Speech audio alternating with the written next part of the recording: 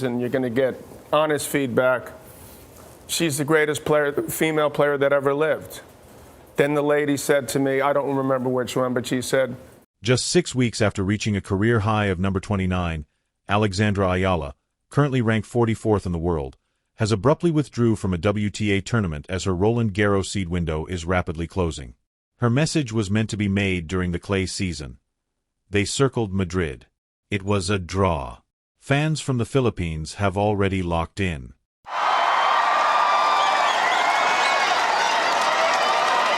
Then, without warning, she was gone. Tennis experts are actually visibly shaken since no one in the WTA anticipated this. They are startled, not only surprised or slightly perplexed. Not after she defeated a top 10 seed in straight sets in Dubai and emerged from that desert competition as if she had finally figured out the rules of this sport. Not after Stuttgart, where losing to Fernandez was more of a speed bump than a warning. The impetus was genuine, the trajectory was upward, and then this. This is what everyone is lacking, though. So Emma needs to be in charge. She's old enough to know what she should be doing and surround herself with people and then trust in them. The story is not the withdrawal. It's time. When a player of Eala's caliber withdraws at this late hour, with weeks till Roland Garros and seeding points at stake, there are two possible interpretations of it. There was a serious physical issue. Or there's something more significant going on behind the scenes that hasn't been discussed in public yet. This channel gives women's tennis the coverage it deserves. Before this story grows, subscribe. Here is what we do know. Neither Alexandra Eala nor her team had a press conference or released a statement. Her name vanished off the page, the WTA draw merely updated, and the tennis community was left to fill in the blanks. In a time when every player in the top 50 has a PR infrastructure and a social media crew, that quiet is a data point in and of itself. It is stated by players who withdraw for common causes. They post, express gratitude to the competition, and pledge to return the following year. None of that was done by Eala. In professional tennis, the loudest explanation of all is sometimes the lack of an explanation. So let's begin with what has been verified. Eala was ranked 44th in the world going into the Madrid Open.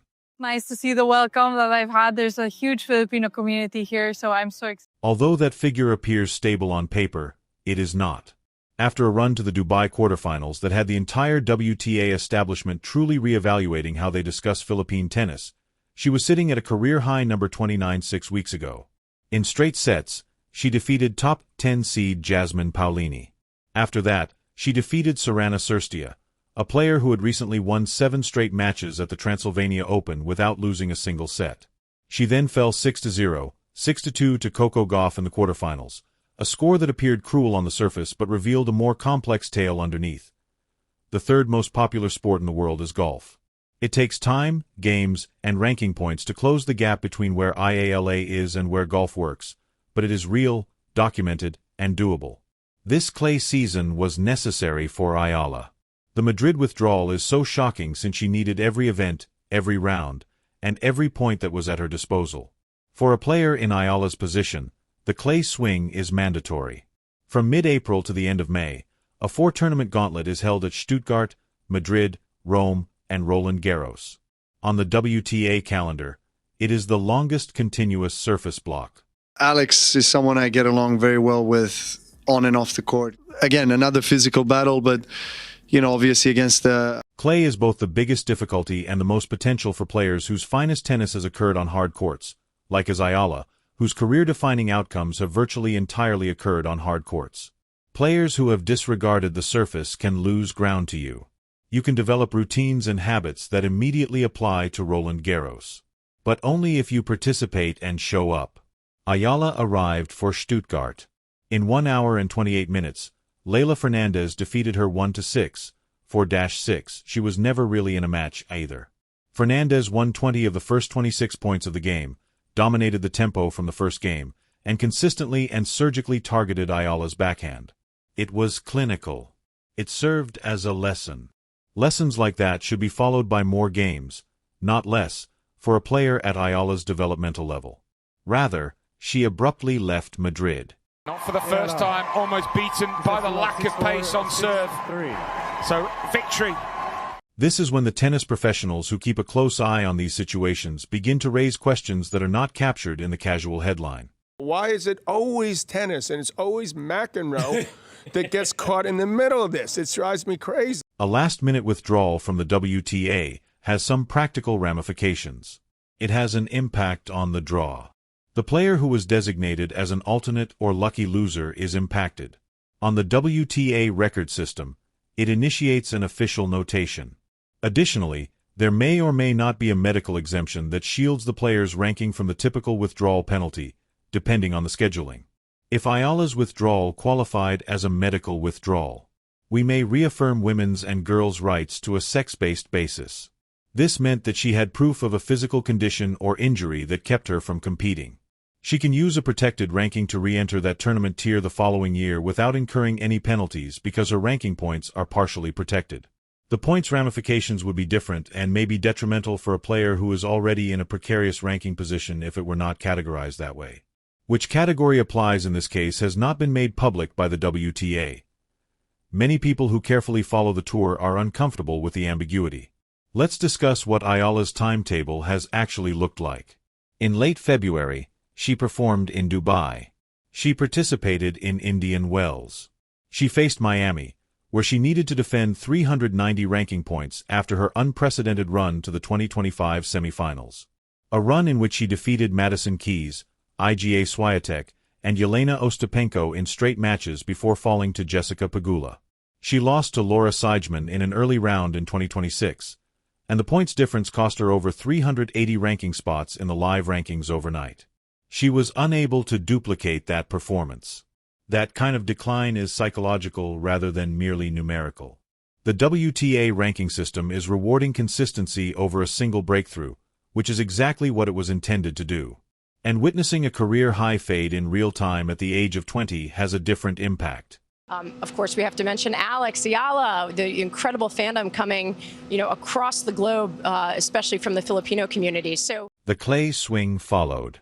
Her first clay match of 2026 took place in Stuttgart, where she faced Fernandez, a player who had been astute, driven, and quite familiar with the surface. It was a complete loss. Although the flight from Stuttgart to Madrid takes less than 3 hours, the shift from a defeat to a significant WTA 1000 draw appearance necessitates tactical preparation, mental reset, and physical recuperation. To compete against a draw that featured Aryna Sabalenka, Elena Rybakina, Coco Gauff, and Iga Swiatek, a player must be operating at the level required by a top 50 player. Sabalenka is the reigning champion on the surface where 4 of the world's top 5 players compete. Pulling out of Madrid at the last minute becomes not only reasonable but also medically responsible if something in Eala's body screamed no, even subtly and as a precaution. The surface of clay is physically taxing. Longer rallies are required due to the slower pace. Ankles, knees, and hips are particularly stressed by the necessary lateral movement. Through efficiency and location, a player in 80% health can handle a hard court match. 80% is a liability on clay. You recover over greater distances, you slide into shots, and a single mistake on a wet court surface can escalate a small physical problem into a serious one. Eala has continuously demonstrated that she is a smart player. Recognize when the point gain is outweighed by the risk of participating. However, the injury narrative does not adequately address this layer. At this point, Eala is more than just a tennis player. She is a symbol of Philippine sports. The WTA signed a multi-year contract to broadcast on channels available throughout Southeast Asia because of her. Because of her, stadium attendance statistics at her games differ from those of any other player in the draw. In front of Stuttgart, tournament director Marcus Guntar publicly expressed his excitement at seeing her compete.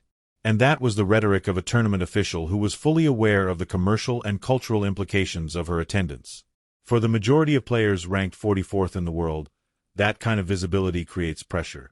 It performs quite well, and I believe there are a number of things that make her opponents uneasy. When a whole country is watching, every defeat, every withdrawal, and every silent disappearance from a draw sheet lands differently. In more general interviews over the past year, Eala has recognized that she voluntarily bears the burden of expectations from her Filipino fanbase, though not in relation to this particular withdrawal. She's not gullible about it. She is aware that a Filipino fan who wakes up in Manila at 3 in the morning to watch her play in Madrid is more than just a statistic. It is a person who has a genuine emotional attachment to her performance.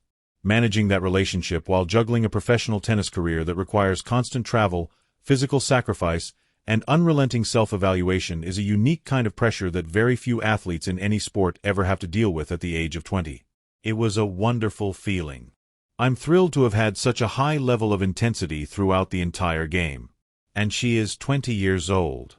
That truth is overshadowed by her popularity and the size of her fan base, but it is crucial to our discussion.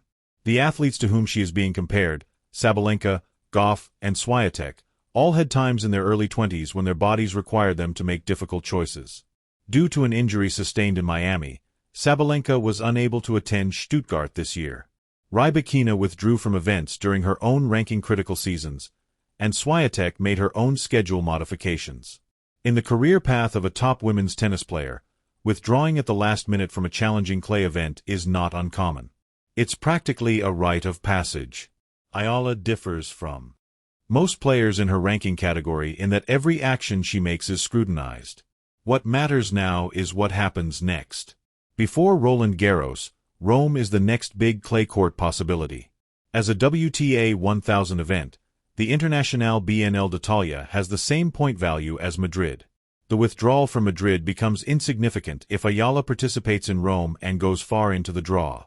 The Roland Garros seed debate gets much more tricky if she also misses Rome. The Roland Garros entry deadline is quickly approaching, and the top 32 is usually the ranking cutoff for seeding. At number 44, Eala is near enough that a successful run in Rome could move her inside that range, but not so close that she can afford to pass up another chance. It wasn't incorrect for tennis experts to describe this as startling. Express my true feelings. I mean, that's roughly what I believe she would be. I believe you're talking about my statement that she would be around 700 in the world. Yes. With her Roland Garros seed window still open and still vulnerable, Eala's last-minute withdrawal from a WTA tournament during the most significant portion of her clay season without providing a public explanation is very shocking. Not because withdrawals are uncommon in tennis, which they are not, but rather because of who she is, where she is in her career, the current stakes, and the total lack of communication from her end that would enable those who follow her the most to comprehend what is truly going on. The narrative is just past its first chapter, but it is far from finished. The tennis community will be watching with the same level of curiosity that this circumstance has generated the next time Alexandra Eala's name appears on a draw sheet. The question of whether she belongs there won't arise when she returns to the court, as players with her level of dedication always do. Whatever the reason behind this withdrawal, the question will be whether it made her more focused, rested, and ready for the matches that truly define careers. Weeks from now is Roland Garros. The courts made of clay are ready. And a racket in her hand and a draw sheet with her name still on it will be Alexandra Eala's response to everything that has transpired over the past 2 weeks. It's worth waiting for that version of the story. I famously declared, "I want to be number one," at the Forest Hills press conference. Not the quiet, not the withdrawal, not the last-minute removal from a tournament sheet that shocked tennis experts and left Filipino fans frantically seeking clarification.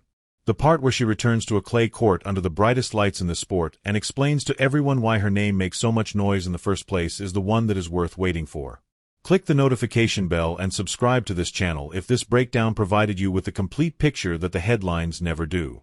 We cover all aspects of women's tennis, including the rankings, the politics, the outcomes, and the backstories. Because the true version is so much more intriguing, you never have to settle for a clickbait headline. The next chapter of Eala's journey is rapidly approaching, so please share this with everybody who follows her work.